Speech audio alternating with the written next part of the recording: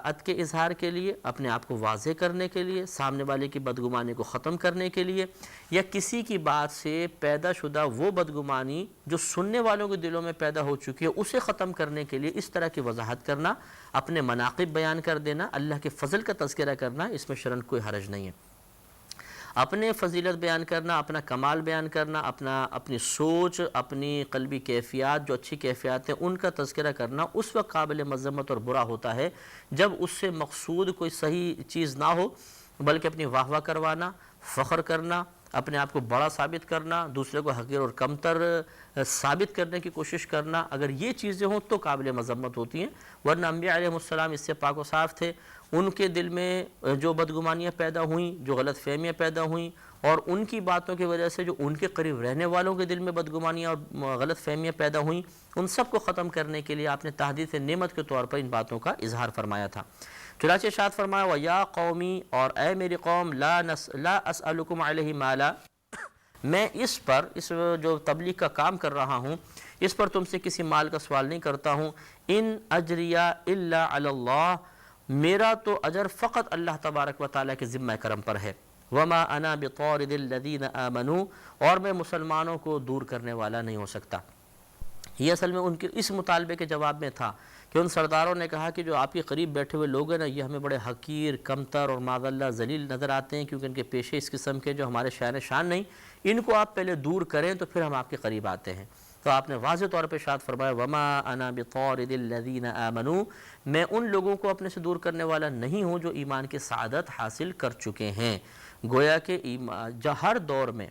تعلیمات جو بھی رہیں، یعنی اس کو آپ کوئی بھی دین موسوی کا نام دیں، دین عیسوی کا نام دیں، یا دین محمدی صلی اللہ علیہ وسلم تھا، ان سب کے اندر یہ تعلیم تو رہی ہے کہ سب برابر ہیں، کسی کو اپنے سے حقیر اور کمتر تصور نہیں کرنا چاہیے۔ تو آپ نے واضح طور پہ ان کو یہ بیان فرمایا۔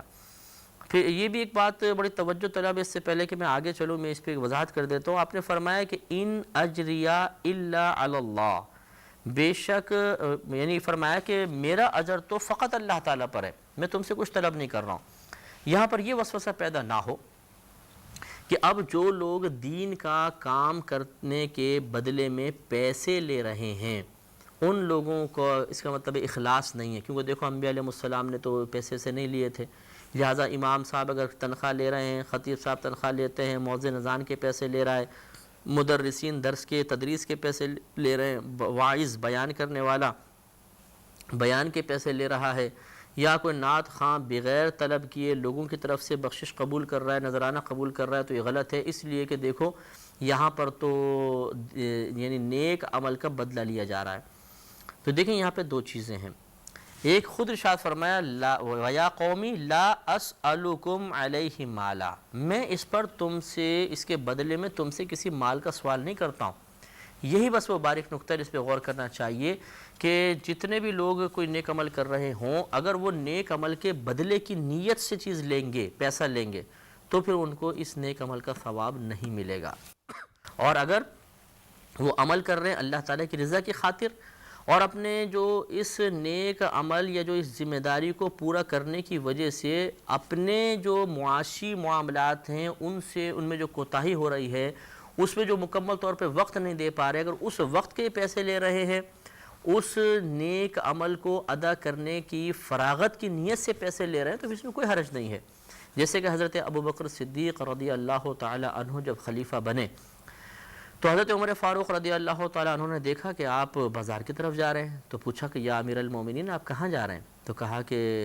میں کچھ قصبے معاش کرنے جا رہا ہوں، وہ نہیں کروں گا تو گھر والے کیسے کھائیں گے؟ تو حضرت عمر فاروق رضی اللہ تعالیٰ عنہ نے فرمایا کہ اگر آپ قصبے معاش کریں گے تو حکومت کا نظام کون چلائے گا؟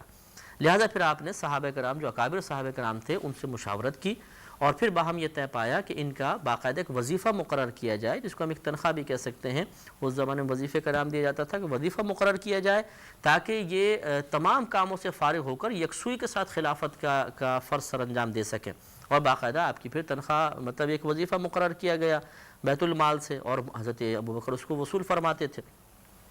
لہذا توجہ طلب بات یہ ہے کہ کیا معاذ اللہ کو یہ جرت کر سکتا ہے کہ حضرت ابوبکر صدیق رضی اللہ تعالیٰ عنہ نے چونکہ منصب خلافت حاصل کرنے کے بعد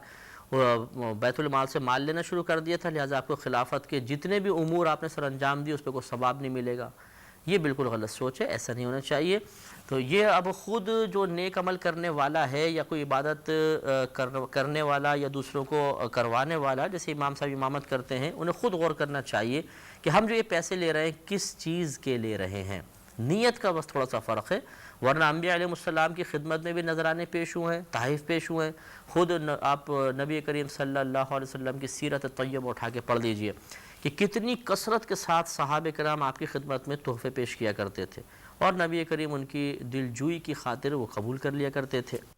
تو کیا معاذ اللہ ہم یہ کہیں گے کہ نبی کریم کو تحفے اس لیے دی جاتے تھے کہ آپ نبی ہیں تو گویا کہ آپ نے اپنی نبوت کو کیش کیا؟ معاذ اللہ کوئی بھی جرت نہیں کر سکتا، کرے گا تو کافر ہو جائے گا۔ یقینی سی بات ہے کہ نبی کریم صلی اللہ علیہ وسلم وہ طلب نہیں کرتے تھے، وہ اپنی خوشی سے دیے جاتے تھے، لہذا اپنی خوشی سے اگر کوئی آپ کو دے رہا ہے، یا اگر کوئی بالفرض ہمارے نبی کریم صلی اللہ علیہ وسلم اور دیگر انبیاء علیہ السلام سے قطع نظر اگر کوئی کسی چیز کے پیسے طلب بھی کر رہا ہے تو وہ اگر نیک عمل کی نیت سے کر رہا ہے تب قابل گرفت ہوگا، ورنہ نہیں ہوگا۔ مثال کے طور پر ایک امام صاحب ہیں، کوئی یا ٹیچر ہے، مدرس ہیں، وہ یہ کہتے ہیں کہ میں پڑھاؤں گا بالکل اللہ کی رضا کی خاطر مفت میں، لیکن جو میں 2 گھنٹے دے رہا ہوں، 3 گھنٹے دے رہا ہوں، 4 گھنٹے دے رہا ہوں، اور اس وقت میں اپنا ذاتی کوئی کام نہیں کر سکتا جس سے میرے معاشی مسائل حل ہوں، تو اس وقت کیا آپ مجھے پیسے دیجئے۔ اب یہ جو مطالبہ کر رہا ہے بالکل جائز ہے، اس میں شرعاً کوئی حرج نہیں ہے، فقہا نے باقاعدہ اس کی اجازت مرحمت فرمائی، اور اس پر اس کو ثواب مکمل طور پہ ملے گا، بالکل ایک قطرہ بھی اس کا ثواب کم نہیں ہوگا انشاءاللہ، اللہ کی رحمت سے امید ہے۔ لہذا اس مسئلے کو سمجھنا بہت ہی ضروری ہے۔ آگے ارشاد فرمایا کہ انہم ملاقو ربہم، اپنے جو متبعین تھے ان کے بارے میں آپ نے فرمایا تھا کہ وما انا بطارد الذین آمنوا، کہ جو لوگ ایمان لے آئے میں انہیں اپنے سے دور نہیں کروں گا، انہم ملاقو ربہم، بے شک وہ اپنے رب سے ملاقات کرنے والے ہیں۔ یہ ایک غیبی خبر تھی کہ لازم آپ کو یہ بتا دیا گیا تھا اللہ تعالیٰ کی طرف سے کہ جو آپ پر ایمان لائیں گے وہ ایک دن اللہ تعالیٰ کی ملاقات کا شرف بھی حاصل کریں گے، لہٰذا آپ نے ان کے سامنے ظاہر فرمایا وَلَكِنِّي أَرَاكُمْ قَوْمًا تَجْهَلُونَ، اور لیکن میں تمہیں ایک جاہل قوم پاتا ہوں، ایک ایسی قوم کے طور پہ پاتا ہوں یا دیکھتا ہوں کہ جو جہالت کی مرتکب ہے۔ اس سے یہ مسئلہ معلوم ہوا کہ اگر کوئی جاہل ہے تو اس کو جاہل کہہ دینے میں شرعاً کوئی حرج نہیں، اگر کوئی جہالت پہ اترا ہوا ہے، اپنی کم علمی کا مظاہرہ کر رہا ہے، حق بات کو نظر انداز کر رہا ہے، تو اب اس کی دل آزاری کا خیال نہیں کریں گے، اس لیے کہ اس نے اپنی جہالت کے ذریعے خود اپنے آپ کو اپنے منصب سے گرا کر ایک ایسے مقام پہ کھڑا کر دیا ہے کہ اگر اسے جاہل کہا جائے تو اس میں شرعاً کوئی حرج نہیں ہے، جیسے کہ نوح علیہ السلام نے خود انہیں جاہل قوم قرار دیا۔ آگے ارشاد فرمایا کہ پھر ارشاد فرمایا وَيَا قَوْمِ مَنْ يَنْصُرُنِي مِنَ اللَّهِ إِن طَرَدتُّهُمْ، اور اے قوم مجھے اللہ سے کون بچا لے گا اگر میں تمہیں ان لوگوں کو، مسلمانوں کو اپنے سے دور کر دوں تو بتاؤ۔ یعنی اللہ تعالیٰ نے مجھے حکم دیا انہیں قریب کرنے کا، اگر میں اللہ کی معاذ اللہ حکم عدولی کرتے ہوئے انہیں اپنے سے دور کر دوں گا تو پھر مجھے اللہ تعالیٰ کی گرفت سے کون بچائے گا؟ یہ گویا کہ ان کو سمجھایا گیا کہ تم اس قسم کا مطالبہ نہ کرو کہ جس مطالبے کو آپ پورا کرنے کا اللہ تبارک و تعالیٰ نے مجھے اختیار نہیں دیا اور اس سے مجھے اللہ نے منع فرمایا۔ افلا تذکرون، تو کیا تم دھیان نہیں کرتے ہو، کیا تم توجہ نہیں کرتے ہو، کیا تم نہیں سمجھتے ہو؟ ولا اقول لكم عندي خزائن الله ولا اعلم الغيب ولا اقول اني ملك ولا اقول للذين تزدري اعينكم لن يؤتيهم الله خيرا، اور میں تم سے نہیں کہتا ہوں کہ میرے پاس اللہ تبارک و تعالیٰ کے خزانے ہیں، اور میں یہ بھی نہیں کہتا ہوں کہ میں خود بخود غیب جان لیتا ہوں، اور میں نہیں کہتا ہوں کہ میں کوئی فرشتہ ہوں، اور میں ان لوگوں کو جن کو تمہاری نگاہیں حقیر سمجھتی ہیں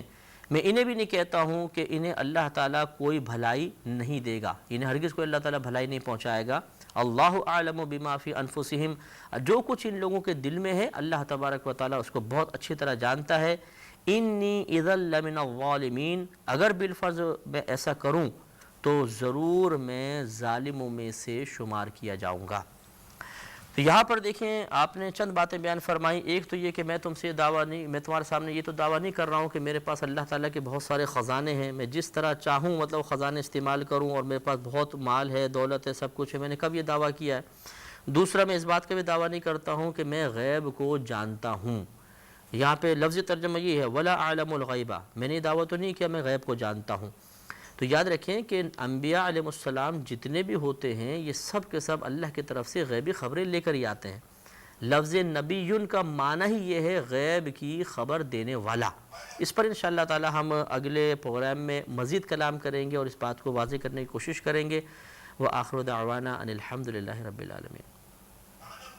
كتاب أنزلناه إليك مبارك ليدبروا آياته وليتذكر أولو الألباب۔ الحمد للہ رب العالمین والصلاة والسلام علی سید الانبیاء والمرسلین، اما بعد فاعوذ باللہ من الشیطان الرجیم، بسم اللہ الرحمن الرحیم۔ الحمدللہ سورہ ہود کی تقریباً 31 آیات کی تفسیر ہو چکی ہے، اور ہماری ابھی جو زیر بحث آیت مبارکہ تھی وہ یہ تھی کہ حضرت نوح علیہ السلام نے ان لوگوں سے کہا کہ وَلَا أَقُولُ لَكُمْ عِنْدِي خَزَائِنُ اللَّهِ، اور میں تم سے نہیں کہتا ہوں کہ میرے پاس اللہ تبارک و تعالیٰ کے خزانے ہیں۔ یہ اصل میں ان کے اس اعتراض کے جواب میں آپ نے ارشاد فرمایا جو پیچھے گزرا کہ انہوں نے کہا کہ ہم تو آپ کو اپنے ہی مثل ایک بشر دیکھتے ہیں، یعنی اس میں بشریت کے لیے بھی حقارت کا پہلو تھا اور یہ بھی تھا، اور یعنی انہوں نے آگے کہا تھا کہ وَمَا نَرَى لَكُمْ عَلَيْنَا مِنْ فَضْلٍ بل نظنکم کاذبین، کہ ہم آپ لوگوں کا اپنے اوپر کوئی فضل نہیں دیکھتے ہیں، کوئی فضیلت باعث فضیلت چیز نہیں ہے، اور ہم تمہیں معاذ اللہ جھوٹا گمان کرتے ہیں۔ تو اس میں دراصل یہ لوگ انہوں نے دلیل یہ دی کہ چونکہ آپ کے پاس کوئی مال و متاع نہیں ہے لہذا آپ کو ہم پر کوئی فضیلت حاصل نہیں۔ تو نوح علیہ السلام نے اسی کا بیان فرمایا کہ میں نے کب تم سے یہ دعویٰ کیا کہ میرے پاس اللہ کے خزانے ہیں کہ تم مجھے پھر یہ کہو کہ ہم تمہیں جھوٹا گمان کرتے ہیں، تو میں نے تو کوئی جھوٹ تم سے نہیں بولا۔ اور ولا اعلم الغیب، اور میں غیب کو نہیں جانتا ہوں، یہ کہنے کا مقصود جو آپ کا تھا وہ ان کے اس اعتراض کا جواب تھا کہ انہوں نے کہا تھا کہ جو آپ کی جن لوگوں نے پیروی کی ہے تو وہ ان کو ہم وہ کمینے قسم کے معاذ اللہ خسیس قسم کے ہیں، اور بادیہ رائیی سرسری نظر سے انہوں نے آپ کی پیروی کی ہے، زیادہ غور و تفکر نہ کر سکے، اور انہوں نے مطلب دل میں جو ان کے آپ کے بارے میں اچھا گمان آیا تو فوراً انہوں نے آپ پر ایمان لانے میں جلدی کر دی، زیادہ غور و تفکر نہیں کیا۔ تو اس پر پھر گویا کہ نوح علیہ السلام نے بات بیان فرمائی کہ ان کے قلب کا حال مجھے کیا معلوم کہ کس نیت کے ساتھ اور کتنا کیا ان کے دل میں خیال آیا کہ وہ ایمان ان کو لے آئے، تو میں نے تو اس کو کوئی بھی دعویٰ نہیں کیا کہ اگر میں یہ دعویٰ کرتا کہ وہ بہت غور و تفکر کر کے اور باقاعدہ انہوں نے دلائل طلب کر کے اور پھر دل سے مجھے تسلیم کیا ہے، پھر تو تم یہ بات بولتے بھی۔ تو ولا اعلم الغیب، میں غیب کو نہیں جانتا ہوں، یعنی میں خود بخود غیب نہیں جانتا ہوں۔ جیسے ہم نے پچھلے پروگرام آپ کو بتایا کہ نبیٌ لفظ جو ہے اس کا معنی ہی ہوتا ہے غیب کی خبر دینے والا، اور انبیاء علیہ السلام اللہ تعالیٰ کی بارگاہ سے مستقبل کے بارے میں غیبی خبریں لے کر آتے ہی، ان کا منصب یہ ہوتا ہے اور وہ باقاعدہ غیبی خبریں دیتے ہیں۔ لہذا یہاں پر یہ کہنا مقصود ہے کہ میں اللہ تعالیٰ کی عطا کے بغیر، ایسا نہیں ہے کہ تمہارے دل کے حالات مجھے معلوم ہو جائیں گے، اللہ تعالیٰ بتائے گا تو معلوم بھی ہو جائیں گے۔ تو بہرحال میں اس کا مکلف نہیں ہوں کہ کس نیت کے ساتھ ہی ایمان لے کر آئے، لہٰذا مجھے اس پر بھی تانہ زنی کرنے کی ضرورت نہیں ہے۔ ولا اعلم الغیب، اور میں دعویٰ نہیں کرتا ہوں کہ میں خود بخود غیب جان لیتا ہوں۔ ولا اقول انی ملک، اور نہ میں نے تم سے یہ کہا ہے، نہ میں یہ کہتا ہوں کہ میں ایک فرشتہ ہوں۔ یہ ان کے اسی قول کا رد ہوا کہ آپ تو ہماری مثل ایک بشر ہیں۔ تو فرمایا میں نے کب کہا دعویٰ کیا کہ میں فرشتہ ہوں؟ میں نے تو یہ کوئی دعویٰ نہیں کیا، لہذا مجھے اس پر تم نے کاذبین کیوں کہا؟ ولا اقول للذین تزدری اعینکم لن یؤتیہم اللہ خیرا، اور میں انہیں نہیں کہتا جن کو تمہاری نگاہیں حقیر سمجھتی ہیں، یعنی جنہوں نے میری پیروی کی، کہ ہرگز انہیں اللہ کوئی بھلائی نہ دے گا، بلکہ میں تو ان کو آخرت کی فضیلت وغیرہ ہی بیان کرتا ہوں۔ اللہ اعلم بما فی انفسہم، اللہ خوب جانتا ہے جو ان کے دلوں میں ہے۔ انی اذا لمن الظالمین، اگر خدا نخواستہ میں ایسا کروں کہ مطلب میں انہیں اپنے سے دور کروں یا اور کوئی معاملہ کروں تو پھر میں ظالموں میں سے ہو جاؤں گا۔ قالوا، انہوں نے کہا یا نوح، اے نوح۔ اب یہ دیکھیں یہ پچھلی قوموں کی غلطی کی پہلے بھی نشاندہی کی تھی کہ یہ انبیاء علیہ السلام کو باقاعدہ نام لے کر مخاطب کرتے، اے نوح۔ یہ کتنی بدتمیزی کی بات ہے۔ تو ان کو نبی یا رسول اللہ کہنا چاہیے تھا یا نبی اللہ کہنا چاہیے تھا، بہرحال لیکن یہ نام لیا انہوں نے، بری بات ہے۔ قالوا انہوں نے کہا یا نوح اے نوح قد جادلتنا بے شک آپ نے ہم سے جھگڑا کیا، فاکثرت جدالنا اور آپ ہم سے جھگڑا کرنے میں بہت ہی کثیر ہو گئے، آپ نے بہت زیادہ کثرت کی ہے، تو اب جب بہت آگے بڑھ گئے آپ تو فأتنا بما تعیدنا ان کنت من الصادقین، تو پھر آپ اس کو لے آئیے، یعنی اس عذاب کو لے آئیے جس کا آپ نے ہم سے وعدہ کیا تھا اگر آپ سچے ہیں تو، یعنی اگر آپ سچے ہیں تو اس عذاب کو لے آئیے۔ اب بہت جھگڑا ہو گیا، آپ نے بہت سارے دلائل دیے، آپ نے بہت باتیں کی، ہم نے بھی کی، اب جھگڑا بہت آگے بڑھ چکا ہے، لہذا آپ اس عذاب کو لے آئیے۔ قال آپ نے فرمایا کہ انما یأتیکم بہ اللہ ان شاء، محض وہ عذاب تو اللہ تبارک و تعالی ہی لے کر آئے گا اگر وہ چاہے گا، وما انتم بمعجزین اور تم بالکل عاجز نہیں کر سکتے، نہیں جب وہ عذاب لے آئے گا تو پھر تم روکنے والے نہیں ہو سکتے، اللہ تعالیٰ کو عذاب سے روکنا یا عذاب کو روکنے والے نہیں بن سکتے۔ تو گویا کہ آپ نے ارشاد فرما دیا کہ اللہ تعالیٰ نے مجھے عذاب کی خبر دینے کا حکم دیا، وہ میں نے تمہیں دے دی، وہ کب آئے گا، کس انداز سے آئے گا یہ اللہ ہی بہتر جانتا ہے، لیکن آئے گا ضرور۔ وَلَا يَنْفَعُكُمْ نُصْحِي إِنْ أَرَدْتُ أَنْ أَنْصَحَ لَكُمْ إِنْ كَانَ اللَّهُ يُرِيدُ أَنْ يُغْوِيَكُمْ، اور تمہیں میری کوئی بھی نصیحت اس وقت تک نفع نہیں دے سکتی اگرچہ میں تمہارا بھلا چاہوں کہ جب اللہ تعالیٰ تمہاری گمراہی چاہے گا، یعنی اگر اللہ تعالیٰ تمہیں گمراہ رکھنا چاہے، اس قول میں وضاحت کروں گا، تو میری کوئی نصیحت تمہارے لیے نفع بخش نہیں ہو سکتی۔ کہنے کا مطلب یہ ہے کہ جب تک توفیق الہی تمہارے ساتھ نہیں ہوگی، کرم و فضل الہی اللہ تعالیٰ کا تمہارے ساتھ نہیں ہوگا، میری نصیحت بھی تم پر کام نہیں کر سکتی ہے۔ اور اگر اللہ تبارک و تعالیٰ تمہیں بے یار و مددگار چھوڑ دے، اپنی توفیق کو تم سے ہٹا لے، اپنی تائید غیبی تم سے دور کر لے، اور پھر میں تمہیں کوئی نصیحت کروں تو شامت اعمال ضرور راہ میں رکاوٹ بنے گی، اور نفس و شیطان کے بہکاوے میں آ کے ضرور تم میری نصیحت کو نظر انداز کرو گے۔ تو اس میں معاذ اللہ یہ مقصود کہنے کا نہیں ہے کہ میں تو تمہیں نصیحت کرنا چاہتا ہوں لیکن میری نصیحت اس لیے تم پہ اثر انداز نہیں ہو رہی کہ اللہ نے تمہیں گمراہ کرنے کا ارادہ کر لیا ہے، ایسا نہیں۔ یہ پہلے میں نے آپ کو وضاحت کی ہے کہ اللہ تبارک و تعالیٰ گمراہی کے اسباب پیدا کرتا ہے، ہدایت کے بھی اسباب پیدا کرتا ہے، اور پھر بندے کو بالکل خود مختار بنا دیتا ہے کہ تم ان میں سے تو نوح علیہ السلام کے کہنے کا مطلب یہی ہے کہ اللہ نے تمہیں اختیار دے دیا، چاہے ہدایت کو اختیار کرو چاہے گمراہی کو اختیار کرو۔ اب اگر وہ اپنی توفیق، اپنا فضل و کرم تمہارے ساتھ شامل نہ کرے تو پھر تمہاری عقل اتنی کمزور ہے اور نفس و شیطان کا غلبہ تم پہ اتنا کثیر ہے کہ تم ضرور گمراہی کو اختیار کرو گے، اور جب تم گمراہی کو اختیار کرو گے تو پھر میری کوئی نصیحت تمہارے لیے قابل نفع نہیں ہو سکتی۔ ہوا ربکم، وہ تمہارا رب ہے، وَإِلَيْهِ تُرْجَعُونَ، اور تم اسی کی طرف لوٹائے جاؤ گے۔ ام یقولون افطراہ، کیا یہ کہتے ہیں کہ انہوں نے جو کچھ اللہ کا پیغام ہے یہ اپنے پاس سے بنا لیا، یعنی جو آسمانی کتابیں یا صحائف وغیرہ انہوں نے اپنے پاس سے بنا لیا، یعنی کفار کہتے ہیں کہ نبیوں نے اپنے پاس سے بنا لیا۔ قل ان افتریتہ فعلی اجرامی، آپ ان سے کہہ دیجئے کہ بالفرض اگر میں نے اس کو اپنے پاس سے گھڑا ہو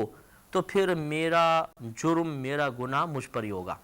یعنی پھر تمہیں کیا فکر کرنے کی ضرورت ہے؟ اگر خدا نخواستہ میں نے ایسا کیا کہ میں نے اپنے پاس سے اس کو گھڑ لیا اور میں معاذ اللہ اللہ کی طرف غلط اس بات کو منسوب کر رہا ہوں تو پھر ٹھیک ہے، یہ حرف آخر ہے کہ ٹھیک ہے اگر ایسا ہے تو پھر ٹھیک ہے میرا گناہ مجھ پر ہوگا۔ وَأَنَا بَرِيءٌ مِّمَّا تُجْرِمُونَ، اور میں بیزار ہوں اس سے جو تم گناہ کرتے ہو، یعنی میں اس سے بیزار تو تم مجھ سے بیزار ہو جاؤ۔ ٹھیک ہے، جب تم نہیں مان رہے ہو، بالکل تم یہ کہتے ہو کہ میں جھوٹ بول رہا ہوں، میں نے اپنے پاس سے گھڑ لیا، تو ٹھیک ہے پھر مجھے میرے حال پر چھوڑو اور دیکھتے ہیں کہ پھر برود قیامت کیا ہوتا ہے۔ وَأُوحِيَ إِلَى نُوحٍ، اور نوح علیہ السلام کی طرف وحی کی گئی، أَنَّهُ لَن يُؤْمِنَ مِنْ قَوْمِكَ إِلَّا مَنْ قَدْ آمَنَ، کہ بے شک شان یہ ہے کہ ہرگز ایمان نہ لائیں گے آپ کی قوم میں سے مگر وہی لوگ جو ایمان لا چکے۔ کہا جاتا ہے کہ آپ نے تقریباً 950 سال تبلیغ فرمائی۔ 40 سال کی عمر میں حضرت نوح علیہ السلام کو مبعوث فرمایا گیا، 40 سال میں آپ نے باقاعدہ اعلان نبوت فرمایا تھا، اور پھر تقریباً 950 سال تک آپ نے تبلیغ فرمائی۔ پھر یہ جب انہوں نے قبول نہیں کیا تو آپ پھر طوفان نوح آیا جس کی تفصیل آگے آ رہی ہے، اس کے بعد 60 برس تک تقریباً نوح علیہ السلام دنیا میں تشریف فرما رہے تھے۔ اب اس میں دیکھیے 950 سال تبلیغ فرمائی، اور ایک روایت کے مطابق صرف 72 لوگوں نے آپ پر ایمان قبول کیا، آپ پر ایمان لے کر آئے اور آپ کی بات کو قبول کیا 950 سال کی تبلیغ کے جواب میں۔ معلوم یہ ہوا کہ نوح علیہ السلام کو اللہ تبارک و تعالی نے زبردست صبر کا مادہ عطا فرمایا تھا کہ اتنی قلیل مقدار میں اور اتنی طویل تبلیغ کے جواب میں لوگوں کے ایمان لانے پر بھی آپ مایوس نہیں ہوئے اور مسلسل تبلیغ فرماتے رہے۔ تو اس سے وہ خواتین، وہ حضرات درس حاصل کریں جو چھوٹی چھوٹی باتوں پر ڈسہارٹ ہو کر، لوگوں کے طنز وغیرہ سے آزردہ دل ہو کر تبلیغ کا کام چھوڑ دیتے ہیں، نیکی کی دعوت دینا چھوڑ دیتے ہیں، نیکی کی تلقین کرنا چھوڑ دیتے ہیں، لوگوں کو دین کی طرف بلانا چھوڑ دیتے ہیں کہ نہیں فلاں نے یہ جملہ کہہ دیا، فلاں مجھے ڈانٹ دیا، فلاں نے میری بات نہیں مانی، فلاں نے یہ کیا، فلاں نے وہ کیا۔ انہیں حضرت نوح علیہ السلام سے عبرت حاصل کرنی چاہیے، نصیحت حاصل کرنی چاہیے، سبق حاصل کرنا چاہیے، اچھا درس حاصل کرنا چاہیے کہ 950 سال تک تبلیغ فرمانے کے باوجود آپ نے کسی مقام پر کوئی سستی کا مظاہرہ نہیں کیا، آپ رکے نہیں، اور صرف 72 لوگ آپ پر ایمان لانے میں کامیاب ہوئے۔ تو اللہ تعالیٰ نے یہاں پر یہ غیبی خبر دی کہ بس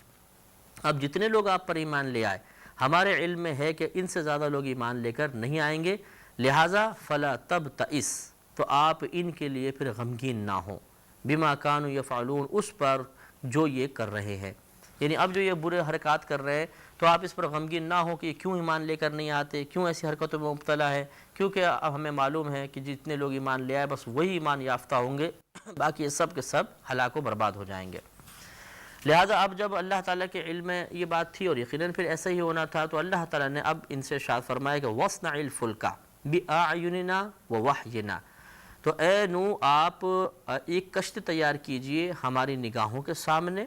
اور ہمارے حکم کے مطابق، جیسا ہم حکم فرما رہے ہیں ویسے تیار کیجئے، ہماری نگاہوں کے سامنے کے مطلب ہماری تعلیم کے مطابق، جیسے ہم آپ کو بتا رہے ہیں، جیسے تعلیم کر رہے ہیں اس طریقے سے آپ اس کشتی کو بنائیے۔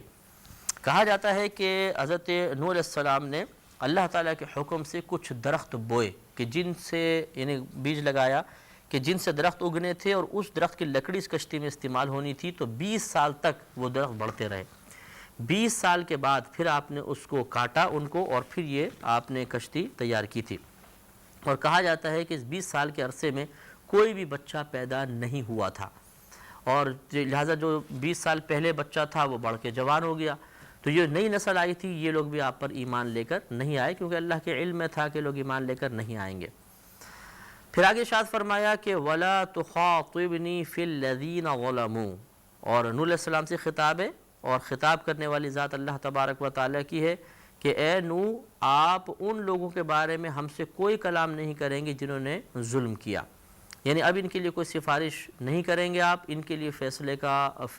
عذاب کا فیصلہ ہو چکا ہے، عذاب ان پہ مقدر کیا جا چکا ہے، ان کو جتنی مہلت دینی تھی وہ دی جا چکی ہے، لہذا اب ان کے بارے میں آپ کوئی کلام نہیں کریں گے۔ انہم مغرقون، یہ ضرور غرق کیے جائیں گے، انہیں ضرور اس طوفان میں ہلاک کیا جائے گا۔ تو اگر آپ کو غور کریں کہ یہ پہلے میں نے آپ کو بتایا تھا کہ اگر انبیاء علیہم السلام لوح محفوظ پر لکھے ہوئے کے خلاف کبھی دعا کرنے لگیں تو اللہ تبارک و تعالیٰ انہیں اس دعا سے روک دیتا ہے۔ اللہ تعالیٰ یہ جانتا تھا کیونکہ رحمت اسی نے عطا فرمائی تھی کہ نوح علیہ السلام باوجود ان کی سرکشی کے ان پر کرم فرماتے ہیں، ان کے لیے رحم کا جذبہ رکھتے ہیں، تو اللہ تعالیٰ کے علم میں تھا کہ نوح علیہ السلام ان کے لیے دعا کریں گے، اور آگے بھی آئے گا کہ ابراہیم علیہ السلام نے قوم لوط کے لیے دعا کرنا چاہی تھی تو اللہ تعالیٰ نے ان کو بھی روک دیا تھا۔ تو یہاں پر بھی اللہ تعالیٰ نے اس سے پہلے کہ نوح علیہ السلام کچھ کہتے اللہ نے منع فرما دیا کہ آپ ان ظالم لوگوں کے لیے مجھ سے بالکل کوئی دعا وغیرہ نہیں کریں گے، انہم مغرقون، بے شک یہ غرق کیے جائیں گے، یعنی ان کے اب غرق کرنے کا فیصلہ ہو چکا ہے۔ وَيَصْنَعُ الْفُلْكَ، نوح علیہ السلام کشتی بناتے رہے، وَكُلَّمَا مَرَّ عَلَيْهِ مَلَأٌ مِّن قَوْمِهِ، اور جب بھی آپ پر آپ کی قوم کے سردار گزرتے، سخروا منہ، تو آپ پر ہنستے تھے۔ قال، آپ نے ارشاد فرمایا ان تسخروا منا، اگر تم مجھ پر ہنستے ہو، فإنا نسخر منکم کما تسخرون، تو بے شک ہم بھی ایک وقت آئے گا کہ تم پر ہنسیں گے جیسے تم ہم پر ہنس رہے ہو۔ تو یہ عربی مشہور مقولہ ہے من ضحک ضحک، جو کسی پر ہنستا ہے تو پھر اللہ تعالیٰ اسے دوسروں کے لیے ایسا بنا دیتا ہے کہ لوگ اس پر ہنستے ہیں، جو ہنستا ہے وہ ہنسایا جاتا ہے۔ تو یہ ہوتا ہے کہ بعض اوقات ہم کسی دیندار کا مذاق اڑا رہے ہوتے ہیں، ایک نیک آدمی کا مذاق اڑا رہے ہوتے ہیں، کسی کے عیب کو بنیاد بنا کے اس کے ساتھ مذاق مسخری کر رہے ہوتے ہیں، جیسے دوستوں کے اندر خصوصاً ہوتا ہے کہ ایک کو ٹارگٹ بنا کے پھر سب اس پر طنز کرتے ہیں، اس کے ساتھ مذاق کرتے ہیں اور الٹی سیدھی اس کے ساتھ باتیں کرتے ہیں، حرکتیں کرتے ہیں۔ وہ بیچارہ جھیپ مٹانے کے لیے ساتھ بہرحال مذاق میں شامل تو ہو جاتا ہے، لیکن شدید دل آزاری ہوتی ہے۔ تو پھر مکافات عمل ہوتا ہے، اللہ تبارک و تعالیٰ انہیں کبھی ایسا بنا دیتا ہے کہ لوگ ان پر ہنستے ہیں اور پھر ان کی دل آزاری ہوتی ہے۔ تو آپ نے ارشاد فرمایا کہ اگر تم آج ہم پر ہنس رہے ہو تو ایک وقت آئے گا کہ ہم تم پر ہنسیں گے جیسے تم ہم پر ہنستے ہو۔ فسوف تعلمون، تو تم عنقریب جان لو گے، من یأتیہ عذاب یخزیہ ویحل علیہ عذاب مقیم، کہ کس پر وہ عذاب آتا ہے کہ اسے رسوا کر دے، اور وہ عذاب جو ہمیشہ قائم رہنے والا ہے۔ تو ابھی تم عنقریب دیکھ لو گے۔ وہ اس لیے ہنستے تھے کہ جس جنگل میں آپ یہ کشتی تیار کر رہے تھے وہاں دور دور تک پانی نہیں تھا، تو وہ گزرتے ہوئے بڑے ہنستے تھے، بولتے تھے دیکھو، معاذ اللہ یہ بھی روایت میں ہے کہ وہ کہتے تھے لو یہ تو نبی سے بڑا ہی بن گئے، کشتیاں تیار کر رہے ہیں اور لیکن وغیرہ نہیں ہے۔ جیسے یہاں پر بھی اب مطلب ایسے ہی ہوتا ہے کہ جب کوئی دین کی بات کرے تو دوست گھیر لیتے ہیں اور ایسے الٹی سیدھی باتیں کرتے ہیں کہ پھر سب کو ہنسی سے لوٹ پوٹ ہو جاتے ہیں، کوئی یہاں گر رہا ہے کوئی وہاں گر رہا ہے، اور وہ بیچارہ پھر دل آزاری اپنی کروا کر اور مایوس ہو کے وہاں سے ہٹ جاتا ہے۔ تو انہوں نے بھی اس طرح کا مذاق کیا۔ تو نوح علیہ السلام نے ایک عظیم الشان یہ کشتی تیار کی تھی، بہت بڑی کشتی تھی، اور کہا جاتا ہے کہ یہ کشتی 2 سال میں تیار ہوئی تھی۔ اس کی لمبائی 300 گز تھی، چوڑائی 50 گز تھی اور اونچائی تقریباً 30 گز تھی، اور اس میں 3 منزلیں تیار کی گئی تھی۔ سب سے نیچے جو تھے وہ خطرناک قسم کے درندے اور شکاری پرندے جانور وغیرہ یہ سب نیچے تھے۔ پھر درمیانے درجے کے جو اندر تھے وہ جو موذی درندے پرندے نہیں ہوتے ہیں وہ رکھے گئے تھے، اور تیسرے جو درجہ تھا اس میں پھر یہ آپ نفوس قدسیہ تھے، مرد بھی تھے عورتیں بھی تھیں۔ درمیان میں نبی علیہ السلام تھے، ایک سائڈ پہ مرد تھے ایک طرف عورتیں تھیں، اور اس میں بھی کہا جاتا ہے کہ کچھ پرندے آپ کے ساتھ تھے۔ اور یہ آپ کو کہا گیا تھا کہ آپ ہر جاندار کا ہر جانور کا ایک ایک جوڑا لے لیجئے، لہٰذا اپنے تمام جو اللہ نے حکم فرمایا ہر جانور کا ایک ایک جوڑا لے لیا تھا۔ اور جب یہ طوفان ختم ہوا تو اس کے بعد پھر اللہ تعالیٰ نے انہی جانوروں سے یہ نسلیں آگے بڑھائیں۔ آگے ارشاد فرمایا کہ حتی اذا جاء امرنا، یہاں تک کہ جب ہمارا حکم آ گیا، بفارت تنور، اور تنور ابلا، ہم اس کو تندور بولتے ہیں، سے لفظ تنور ہوتا ہے، لیکن بہرحال کہ جب وہ پانی ابلنا شروع ہوا یہ اور زمین سے اللہ نے حکم فرما دیا تو زمین نے پانی نکالنا شروع کر دیا اور آہستہ آہستہ پانی پھیلنے لگا، تو قل نحمل فیہا من کل زوجین اثنین واہلک، تو ہم نے کہا یعنی نوح علیہ السلام سے اللہ تعالیٰ نے فرمایا کہ آپ سوار کر لیجئے اس کشتی میں ہر جنس کا ایک جوڑا، یعنی نر و مادہ لے لیجئے، واہلک، اور اپنے گھر والوں کو، الا من سبق علیہ القول، مگر ان لوگوں کو آپ چھوڑ دیجئے جن پر ہمارا قول سبقت لے گیا، یعنی جو آپ کے گھر والوں میں سے جو کفار کے ساتھ شامل ہو گئے تھے تو ان کے لیے فیصلہ عذاب کا ہی تھا، لہذا ان کو آپ خارج کر دیجئے، باقی سب کو لے لیجئے۔ تو کہا جاتا ہے کہ نوح علیہ السلام کی زوجہ جو تھی وہ بھی مطلب وائلہ نام تھا، اور آپ کے بیٹا کنعان تھا، تو وائلہ کفار کے ساتھ ملی ہوئی تھی، اور کنعان جو تھا یہ منافقین میں سے تھا، یعنی بظاہر آپ پر ایمان لایا ہوا تھا اور مسلمانوں کے ساتھ رہتا تھا، لیکن اس کا قلب کفار کے ساتھ ہی تھا اور انہی کو یہ سپورٹ کیا کرتا تھا۔ ومن آمنا، اور جو ایمان لے کر آ گئے،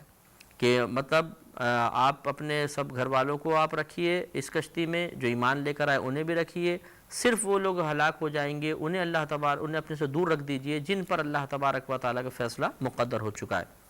وما آمن معه الا قلیل، اور یہ اللہ نے خبر دی کہ ان نوح کے ساتھ بہت ہی تھوڑے سے لوگ تھے، جیسے میں نے آپ کو بتایا کہ 72 نفوس قدسیہ آپ پر ایمان لائے تھے۔ وقال اركبوا فيها، تو نوح علیہ السلام نے اپنی قوم سے جو 72 لوگ تھے ان سے فرمایا کہ تم اس کشتی میں سوار ہو جاؤ، بسم اللہ مجرہا و مرساہا، اللہ کے نام کے ساتھ ہی اس کشتی کا چلنا بھی ہوگا اور اس کشتی کا ٹھہرنا بھی ہوگا۔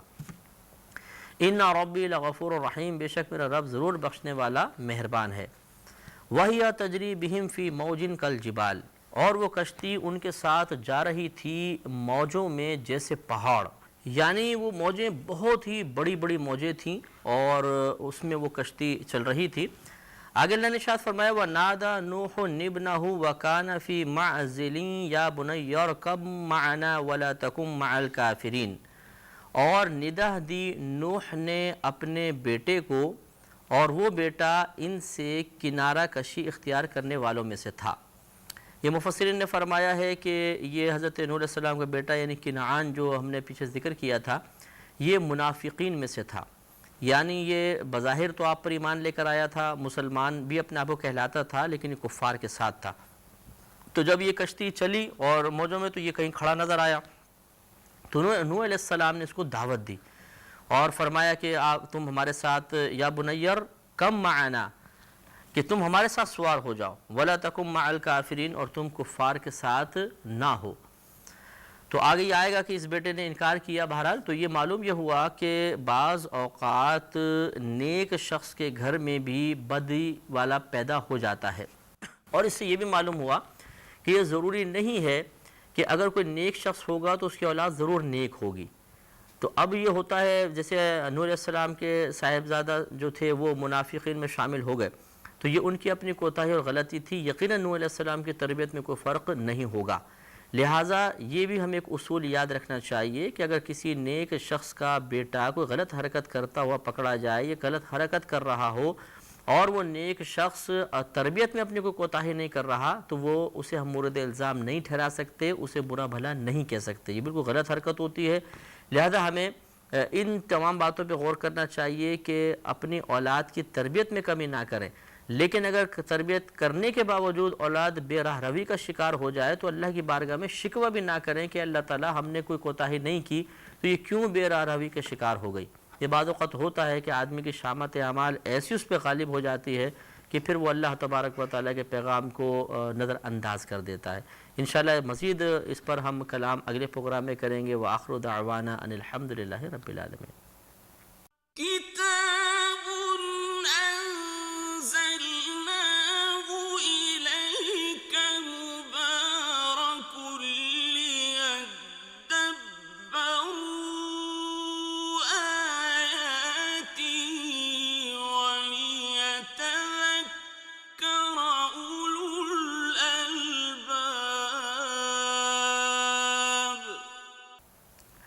الحمدللہ رب العالمین والصلاة والسلام علی سید الانبیاء والمرسلین،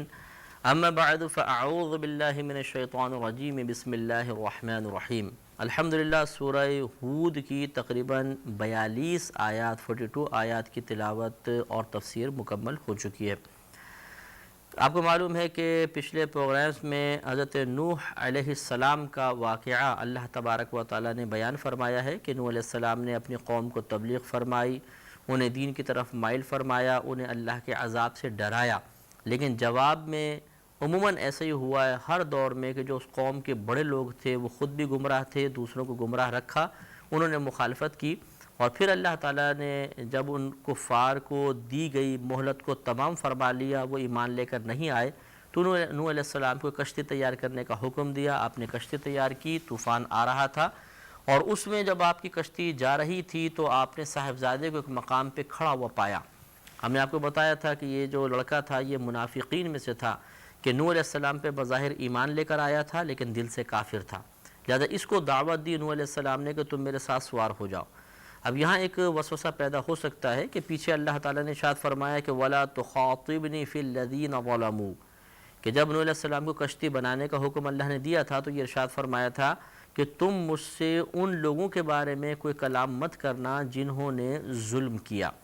یعنی جن کے لیے عذاب اب مقدر ہو چکا ہے، ان کی کوئی سفارش وغیرہ آپ نہیں کریں گے۔ لیکن یہاں پر آپ اپنے بیٹے کو باوجود اس کے منافق ہونے کے عذاب سے بچنے کے لیے اپنی طرف بلا رہے ہیں، تو ان میں بظاہر ٹکراؤ نظر آتا ہے۔ اور آگے بھی آیت آئے گی کہ خود آپ نے اللہ کی بارگاہ میں عرض کیا کہ یا رب کریم تو نے وعدہ فرمایا ہے کہ تیرے اہل کو میں چھوڑ دوں گا، تو تو نے اس میرے بیٹے کو کیوں نہیں چھوڑ رہا؟ اس طرح آپ سوال کریں گے، جیسے کہ یہاں پر تھا کہ اللہ نے ارشاد فرمایا تھا کہ قُلْ نَحْمِلْ فِيهَا مِنْ كُلٍّ زَوْجَيْنِ اثْنَيْنِ وَأَهْلَكَ، کہ آپ اپنی اس کشتی میں اپنے گھر والوں کو بھی سوار کر لیجئے اور ہر جاندار جو ہیں پرندے وغیرہ، یہ درندے پرندے سب ہیں، ہر جنس کا ایک جوڑا بھی سوار کر لیجئے۔ تو یہاں پر بھی دیکھیں اب اللہ نے اہلکا کا لفظ فرمایا کہ اپنے گھر والوں کو آپ بٹھا لیجئے، جبکہ آگے یہی وعدہ حضرت نوح علیہ السلام گویا کہ اللہ کی بارگاہ میں پیش کریں گے کہ اللہ تعالیٰ تو نے میرے اہل کو بٹھانے کا ارشاد فرمایا، اجازت دی تھی، تو اب میرا بیٹا میرے اہل میں سے، اس کو بھی نجات دے دے۔ وجہ یہ تھی کہ نوح علیہ السلام کو، یعنی یہ کیوں بظاہر ٹکراؤ نظر آ رہا ہے؟ ٹکراؤ بظاہر بالکل بھی نہیں ہے۔ آپ نے یقیناً زوجہ کے بارے میں کوئی کلام نہیں کیا کیونکہ زوجہ کفار میں سے تھی، بیٹا چونکہ منافق تھا، اس نے اپنے کفر کو چھپایا ہوا تھا، تو نوح علیہ السلام بعطائے الہی اس کے کفر پہ ابھی مطلع نہیں ہوئے تھے، یعنی اللہ تعالیٰ نے آپ کو یہ علم نہیں دیا تھا کہ آپ اس کے کفر پہ مطلع ہو جائیں، لہٰذا آپ اس کے ظاہر کا اعتبار کر رہے تھے کہ یہ تو مسلمان ہے، اس نے باقاعدہ کلمہ پڑھا ہے، مسلمانوں کے ساتھ تھا، لہٰذا آپ نے سواری کی دعوت بھی دی، اور آگے جو معاملہ آئے گا کہ آپ نے اللہ کی بارگاہ میں عرض بھی کی، اور اس کا جواب بھی انشاءاللہ نقل کیا جائے گا۔ اب جب آپ نے صاحبزادے کو دعوت دی کہ تم آ جاؤ، ہمارے ساتھ شامل ہو جاؤ اور ہمارے ساتھ سوار ہو، قالا، تو بیٹے نے کہا، سآوی الی جبل یعصمنی من الماء، بولا میں ان قریب کسی پہاڑ کی پناہ لے لوں گا کہ جو مجھے اس پانی سے بچا لے گا۔ تو یہ اس کی سرکشی واضح طور پہ ظاہر ہو گئی کہ اس نے انکار کر دیا مسلمانوں کے ساتھ سوار ہونے سے، اور کہا کہ فکر نہ کریں، بہت پہاڑ بڑے بڑے نظر آ رہے ہیں، میں کسی کی بھی کونے میں پناہ لے لوں گا، مجھے پانی سے بچائے گا۔ قالا، فرمایا نوح علیہ السلام نے، لا عاصم اليوم من امر اللہ الا من رحم، کہ آج اللہ تبارک و تعالیٰ کے عذاب سے کوئی بچانے والا نہیں سوائے اس کے کہ جس پر خود اللہ تعالیٰ رحم فرمائے، جسے مسلمانوں نے کیا۔ اب اتنی بات جب ہوئی، مکالمہ ہوا، وحال بینہم الموج فکان من المغرقین، تو ان کے درمیان میں ایک موج آ گئی بہت بڑی، اور وہ لڑکا ڈوبتے غرق ہونے والوں میں شامل ہو گیا۔ تو گویا کہ فوراً ایک پھر جب یہ مکالمہ تمام ہوا تو اللہ کی طرف سے حکم سے ایک لہر آئی اور اس کو اپنے ساتھ بہا کر لے گئی اور وہ غرق ہو گیا۔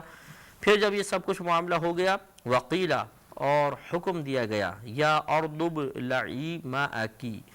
اے زمین تو اپنے پانی کو نگل جا، وَيَا سَمَاءُ أَقْلِعِي، اور اے آسمان تو تھم جا، کیونکہ آسمان سے بارش بھی نازل ہونا شروع ہو گئی تھی،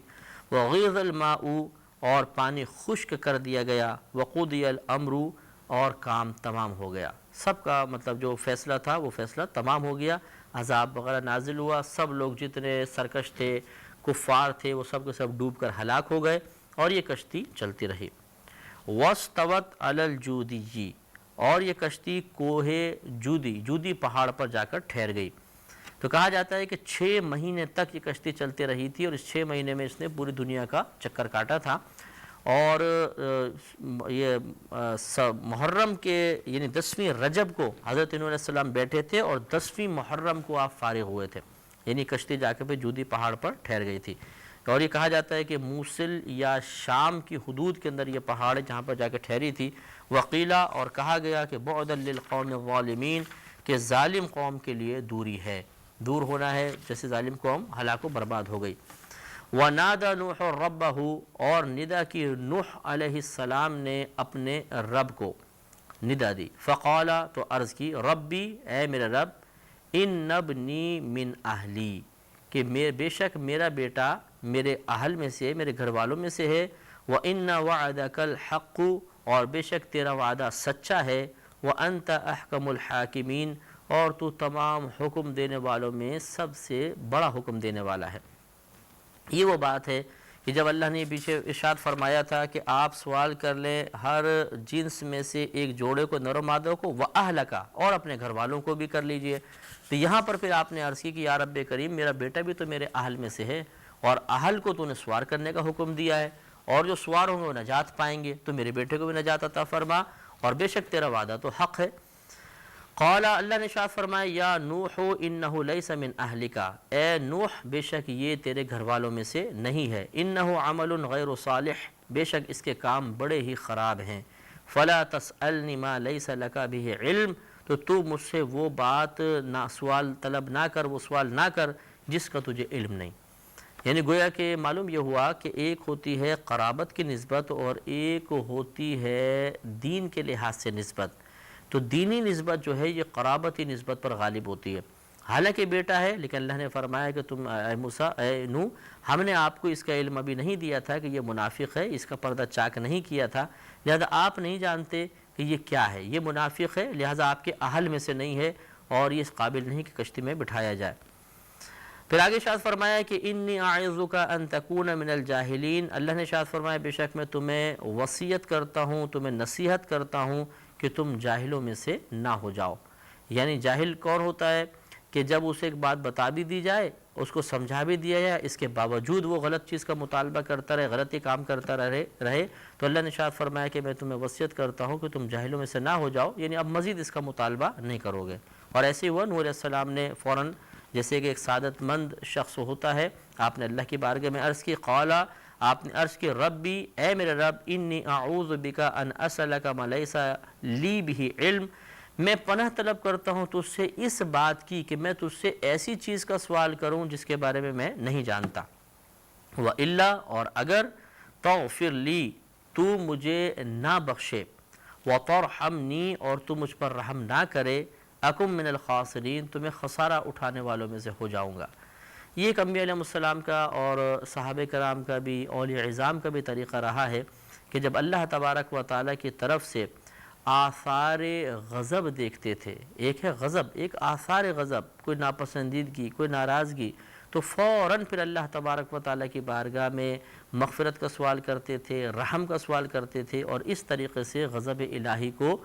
کم سے کم کرنے کی کوشش فرماتے تھے۔ یہ انبیاء علیہ السلام پہ معاذ اللہ کوئی غضب نہیں ہوتا ہے، غضب قوموں پر ہوتا تھا یا کوئی بھی ایسا معاملہ، تو پھر وہ اللہ کی بارگاہ میں اس قسم کی معروضات پیش کرتے تھے جس سے غضب الہی کے کم ہونے کی توقع ہوتی تھی۔ تو اس لیے کتنے نفیس انداز میں عرض کی کہ اے میرے رب، بے شک میں تیری پناہ طلب کرتا ہوں اس سے کہ میں اس چیز کے بارے میں سوال کروں جس کا مجھے علم نہیں، اور اگر تو میری مغفرت نہ فرمائے، مجھ پر رحم نہ فرمائے، تو میں خسارہ اٹھانے والوں میں سے ہو جاؤں گا۔ تو یہاں پہ کوئی خبر دینا مقصود نہیں ہوتا کہ کیا اللہ کو شاید معاذ اللہ نہیں پتہ، اور ہم بتا رہے ہیں کہ تو میری مغفرت نہیں فرمائے گا تو میں خسارہ اٹھانے والوں میں سے ہو جاؤں گا۔ خبر دینا مقصود نہیں ہوتا، بلکہ اس کی رحمت کو جوش میں لانا مقصود ہوتا ہے۔ قیلا، کہا گیا، یا نوح، اے نوح، اہبط بسلام منا، تو اتر جا ہماری طرف سے سلامتی کے ساتھ، وبرکات علیک، اور تجھ پر جو ہم نے برکتیں نازل کی ان برکتوں کے ساتھ، وعلی امم ممن معک، اور اس گروہ پر جو تیرے ساتھ ہے، یعنی تو اتر جا ہماری طرف سے سلامتی کے ساتھ اور ان برکات کے ساتھ جو ہم نے آپ پر بھی کی ہیں اور آپ کے ساتھ جو مسلمان قوم ہیں ان پر بھی کی ہیں۔ وَأُمَمٌ سَنُمَتِّعُهُمْ ثُمَّ يَمُسُّهُمْ مِنَّا عَذَابٌ أَلِيمٌ، اور ارشاد فرمایا کہ ایک گروہ ایسا ہوگا کہ ان قریب ہم انہیں قابل نفع چیزیں دیں گے، کچھ دن نفع اٹھانے دیں گے، ثم پھر یمسہم منا عذاب علیم، پھر ہماری طرف سے ایک دردناک عذاب ان پر مسلط ہو جائے گا، انہیں چکھے گا، ان تک پہنچے گا۔ تو یہ کہا گیا ہے کہ نوح علیہ السلام کے بعد جب آپ کشتی ٹھہر گئی، سب وہ اتر گئے، پھر نسلیں بڑھنا شروع ہوئیں، پھر وہ کفار جو پیدا ہوئے اور قیامت تک جو ہوتے رہیں گے، ان کے بارے میں فرمانے عالی شان ہے کہ ایک گروہ ایسا ہوگا کہ ان قریب ہم انہیں دنیا عطا کریں گے جس سے وہ نفع وغیرہ حاصل کرے گا، اور پھر ہم انہیں ایک درد دینے والا عذاب چکھائیں گے یا درد دینے والا عذاب ان تک پہنچے گا۔ تو گویا کہ یہ واضح طور پہ اللہ نے ارشاد فرما دیا، اس پر بار بار ہمیں توجہ کرنی چاہیے کہ کفار کو ملنے والی یہ نعمتیں اللہ تعالیٰ کے اسی وعدے کی تکمیل ہیں کہ یہ جو بھی نیک عمل کریں گے انہیں دنیا کے اندر اس کا بدلہ دیا جائے گا، لیکن ان کا انجام بہرحال یہی ہے کہ اللہ کی طرف سے ان پر عذاب مسلط ہوگا۔ اب یہاں تک بات تمام کرنے کے بعد اب پھر نبی کریم صلی اللہ علیہ وسلم سے خطاب شروع ہوگا۔ اللہ نے ارشاد فرمایا، تلک من انباء الغیب نوحیہا الیک، یہ غیب کی خبریں ہیں جو ہم آپ کی طرف وحی فرماتے ہیں۔ تو یہ بڑی نفیس بات ہے، واضح یہ آیت ہے کہ انبیاء علیہ السلام کو علوم غیبیہ سے نوازا جاتا ہے۔ تلک من انباء الغیب، انباء مانے خبریں، غیب مانے غیب، یہ مضاف الیہ ہے، درمیان میں ترجمہ کرتے ہوئے کہا کہ کے لے کر آئیں گے، یہ جو ہم نے آپ کو واقعہ سنایا یہ غیب کی خبروں میں سے ہے، نوحیہا الیک، وہ غیبی خبریں جو ہم آپ کی طرف وحی فرماتے ہیں۔ تو اس سے معلوم ہوا کہ اللہ تبارک و تعالی نے اپنے حبیب کریم صلی اللہ علیہ وسلم کو علوم غیبیہ سے نوازا ہے، اور یہ عقیدہ رکھنا اس میں شرعاً کوئی حرج نہیں۔ ضمناً میں عرض کر دیتا ہوں کہ انبیاء علیہ السلام یا اللہ تعالیٰ کے علاوہ کے لیے علوم غیبیہ کے بارے میں مسلمان کا عقیدہ ہونا چاہیے کہ اللہ تبارک و تعالیٰ کی عطا کے بغیر کوئی کچھ بھی نہیں جان سکتا،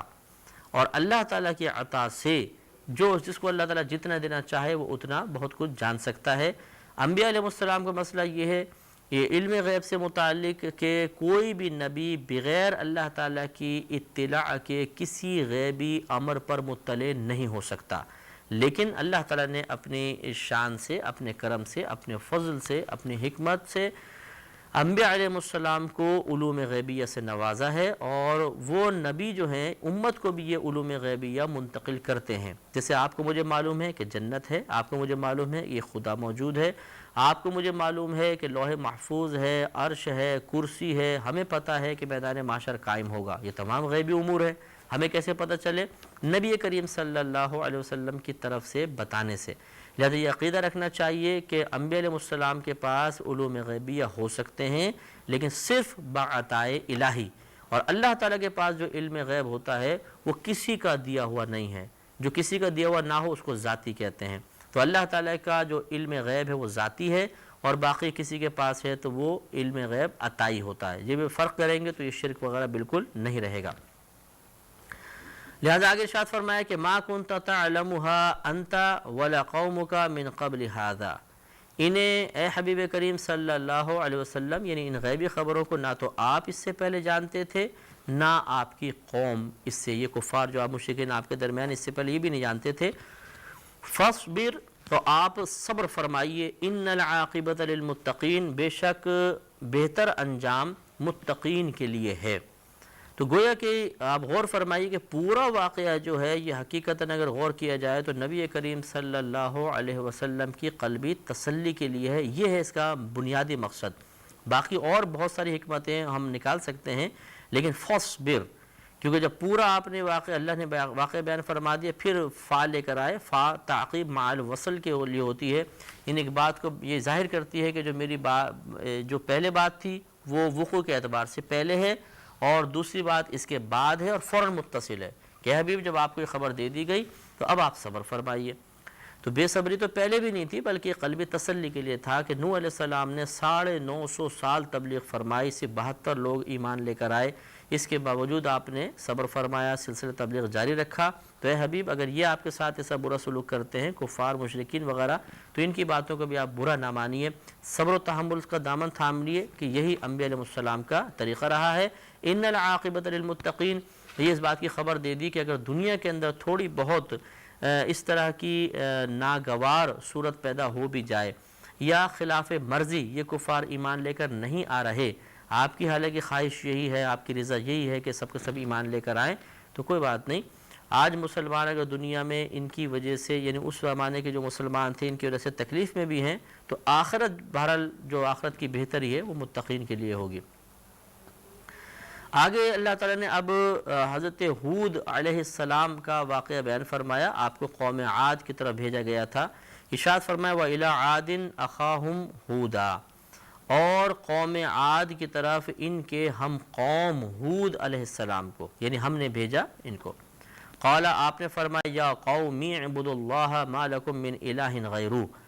اے میری قوم تم اس اللہ کی عبادت کرو کہ اس کے سوا تمہارا کوئی معبود نہیں۔ اب غور کریں کہ ہر نبی نے تقریباً جب آئے تو سب سے پہلے توحید باری تعالیٰ کو بیان فرمایا، اس کے بعد اپنی رسالت اور دیگر احکامات وغیرہ بیان فرمائے۔ ان انتم الا مفترون، فرمایا کہ تم تو صرف جھوٹ گھڑنے والے ہو، یعنی جھوٹے الزام لگانے والے ہو، جھوٹے الزام عائد کرنے والے ہو۔ یا قومی، اے میری قوم، لا اسألکم علیہ اجرا، میں تم سے اس تبلیغ دین پر کوئی اجر طلب نہیں کرتا۔ ان اجریہ الا علی الذی فطرنی، میرا اجر تو صرف اس ذات کے ذمہ کرم پر ہے جس نے مجھے پیدا کیا ہے۔ افلا تعقلون، تو کیا تمہیں عقل نہیں ہے کہ تم خود یہ غور کرو کہ میں کتنے اخلاص کے ساتھ تمہارے لیے تبلیغ دین کر رہا ہوں، تمہیں اللہ کی طرف بلا رہا ہوں۔ تو تمہیں غور کرنا چاہیے کہ جب ایک شخص اخلاص کے ساتھ کام کر رہا ہے، دنیا کے کوئی لالچ نہیں، کوئی وہ منصب نہیں چاہتا، تو پھر اس کی پیروی کرنی چاہیے، اس کی بات پر غور کرنا چاہیے۔ وَيَا قَوْمِ اسْتَغْفِرُوا رَبَّكُمْ، اور اے میری قوم تم اپنے رب سے مغفرت طلب کرو، ثُمَّ تُوبُوا إِلَيْهِ، پھر تم اس کی طرف رجوع لاؤ، يُرْسِلِ السَّمَاءَ عَلَيْكُمْ مِدْرَارًا، تو وہ تم پر آسمان سے موسلا دھار پانی بھیجے گا، وَيَزِدْكُمْ قُوَّةً إِلَىٰ قُوَّتِكُمْ،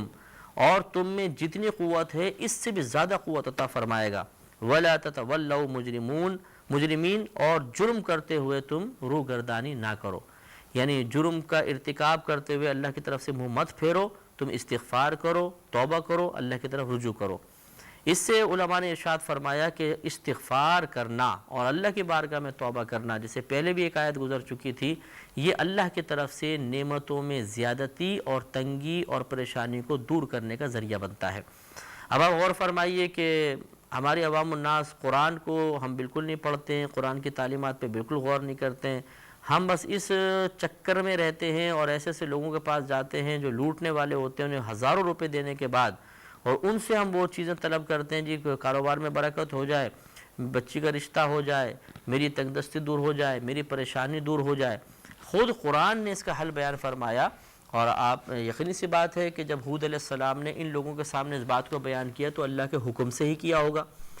اور اللہ کی وحی سے کیا ہوگا، لہذا اللہ تعالیٰ گویا کہ ارشاد فرما رہا ہے کہ اگر کوئی مجھ سے استغفار کرے اور میری بارگاہ میں توبہ کرے تو میں ان پر آسمان سے موسلا دھار بارش بھیجوں گا، یعنی نعمت، آسمانی نعمت عطا کروں گا، اور جتنی قوت تمہارے پاس ہے اس میں اضافہ کر دوں گا۔ اب یہ قوت کا مفہوم بہت بڑا ہے کہ پیسہ ہے تو اس میں اضافہ ہوگا، صحت ہے تو صحت اور اچھے دی جائے گی، حسن و جمال ہے تو اور دیا جائے گا، اولاد ہے تو مزید اولاد دی جائے گی، اس طرح قوت میں اللہ تعالیٰ اضافہ فرمائے گا۔ تو پھر ارشاد فرمایا وَلَا تَتَوَلَّوْا مُجْرِمِينَ، تو تم جرم کرنے کی حالت میں اللہ تعالیٰ سے روگردانی مت کرو۔ انشاءاللہ یہ واقعہ بھی آگے چلے گا اور ہم اس پہ تفصیلی کلام کریں گے اگلے پروگرام میں۔ وآخر دعوانا ان الحمد للہ رب العالمین۔ كتاب أنزلناه إليك مبارك ليدبروا آياته وليتذكر أولو الألباب۔ الحمد للہ رب العالمین والصلاة والسلام علی سید الانبیاء والمرسلین، اما بعد فاعوذ باللہ من الشیطان الرجیم، بسم اللہ الرحمن الرحیم۔ الحمدللہ سورہ ہود کی تقریباً 52 یعنی 52 آیات کی تقریباً تفسیر مکمل ہو چکی ہے۔ جیسے کہ آپ کو معلوم ہے کہ پچھلے پروگرام میں بھی حضرت ہود علیہ السلام کا ذکر شروع ہوا تھا اور آپ کو قوم عاد کی طرف بھیجا گیا تھا، اور حضرت ہود علیہ السلام نے ان کو اللہ تبارک و تعالیٰ کی عبادت کی طرف مائل کیا، جس کے جواب میں ان لوگوں نے آپ کی نافرمانی کی اور آپ کی اطاعت کی طرف میلان نہ کیا۔ وہی مکالمہ بھی چل رہا تھا، تو قالوا، انہوں نے کہا، یا ہودو، اے ہود، ما جئتنا ببینۃ، آپ ہمارے پاس کوئی دلیل لے کر نہیں آئے۔ حالانکہ حضرت ہود علیہ السلام نے کئی معجزات ان کو دکھا دیے تھے، لیکن جیسے کہ پیچھے بھی آپ نے اسلوب دیکھا کہ نافرمان قوموں کا یہی طریقہ رہا تھا کہ جب بھی ان کے سامنے واضح طور پہ کوئی دلیل پیش کی جاتی تو یہ اس واضح دلیل کو نظر انداز کر کے کوئی اور دلیل طلب کیا کرتے تھے، یعنی ان کی خواہش یہ ہوتی تھی کہ ہماری مرضی کے مطابق کوئی معجزہ دکھایا جائے، ہماری مرضی کے مطابق کوئی دلیل لائی جائے۔ لیکن مرضی کے مطابق دلیل کی یہ طلب اس لیے نہیں تھی، یہ حق کو تسلیم کرنا چاہتے تھے یا حق کو زیادہ واضح انداز میں سمجھنا چاہتے تھے، بلکہ ان کا مقصود وہی الجھانا، پریشان کرنا اور ایک معاذ اللہ حجت قائم کرنا کہ دیکھیں ہم نے تو آپ سے کہا تھا کہ ہماری مرضی کے مطابق کوئی آپ چیز پیش کر دیں، آپ ہی نے پیش نہیں کی، تو گویا کہ اپنی غلطی کسی اور پر ڈالنا، جس کو الٹا چور کوتوال کو ڈانٹے کا مسئلہ ہوتا ہے، محاورہ ہے، تو اسی طریقے سے یہ قومیں جان بوجھ کر اس طرح کے اقدامات کیا کرتی تھیں اور مطالبے بیجا کیا کرتی تھیں۔ تو انہوں نے کہا کہ یا ہود ما جئتنا ببینۃ، آپ ہمارے پاس کوئی دلیل لے کر نہیں آئے، وما نحن بتارکی آلہتنا عن قولک، اور ہم صرف آپ کے کہنے کی وجہ سے اپنے خداؤں کو چھوڑنے والے نہیں ہیں۔ وما نحن لک بمؤمنین، اور نہ ہم آپ پر ایمان لانے والے ہیں۔ یعنی انہوں نے واضح طور پر حضرت ہود علیہ السلام کی دعوت کو رد کر دیا اور انہی طریقوں پہ چلنے کا اقرار کیا جو ان کے آباء و اجداد سے چلتے چلے آ رہے تھے۔ یہ یاد رکھیں کہ ایک پیروی دو طرح کی ہوتی ہے، بلکہ ہم اس کو تین طرح کی بناتے ہیں کہ مثلا کوئی ہمارے بڑے کوئی کام کرتے ہوئے آئے، اب ہم ان کی پیروی کر رہے ہیں، تو وہ کام کی تین نوعیتیں ہو سکتی ہیں۔ ایک کام تو وہ ہے کہ جو اللہ تبارک و تعالی اور اس کے رسول کریم صلی اللہ علیہ وسلم کی مرضی کے مطابق ہو، رضا کے مطابق ہو، عین دائرہ شریعت میں آنے والا ہو اور اچھا پاکیزہ کام ہو، اس کی پیروی کرنا باعث سعادت ہوتا ہے۔ جیسے خاندان کے اندر کوئی شرعی احکامات پر بزرگان دین عمل کرتے رہے ہیں، اور مطلب نیکیوں کی پابندی، جماعت کی پابندی، نماز کی پابندی، ان چیزوں کو اختیار کرنا، اور درست عقائد خاندان میں چلتے چلے آ رہے ہیں، ان درست عقائد کو قبول کرنا، یہ سعادت مندی کی بات ہوتی ہے۔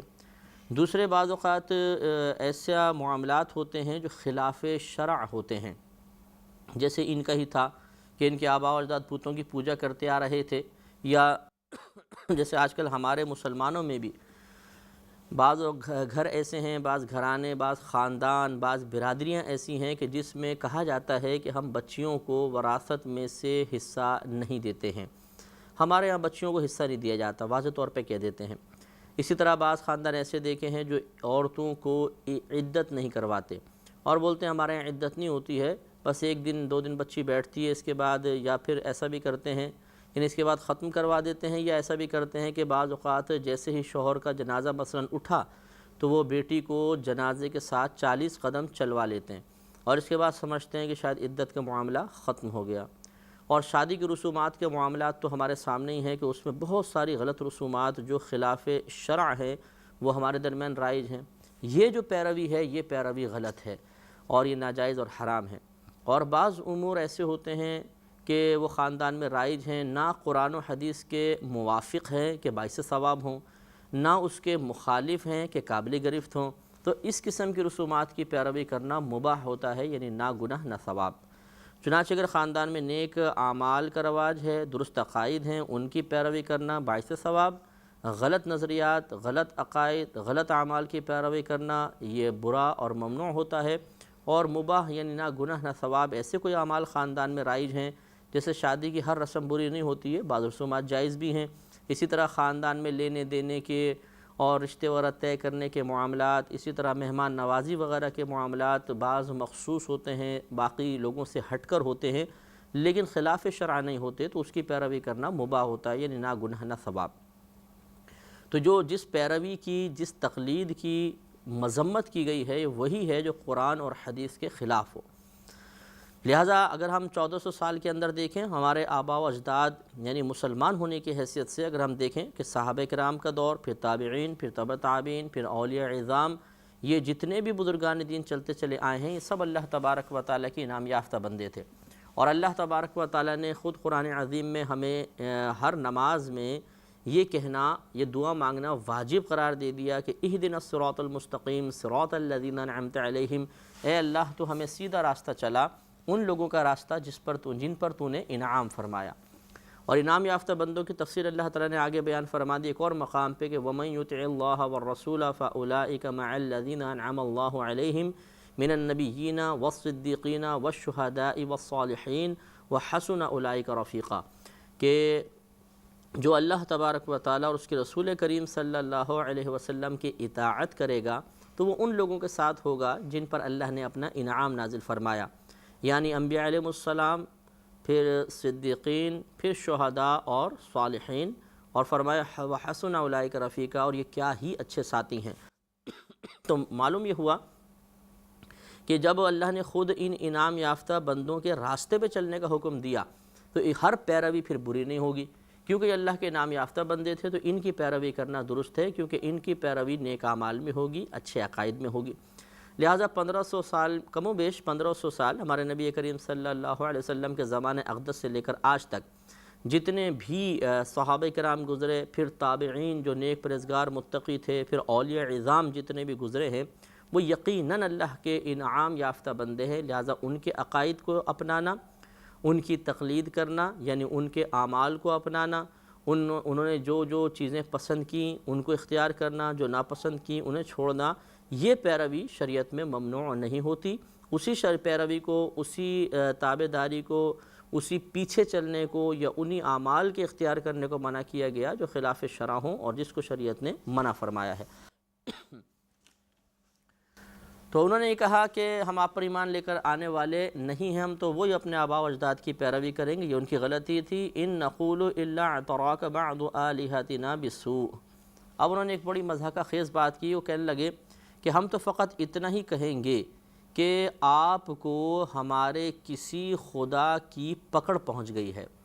یعنی معاذ اللہ آپ سے ہمارا کوئی خدا ناراض ہو گیا ہے اور اس نے آپ پہ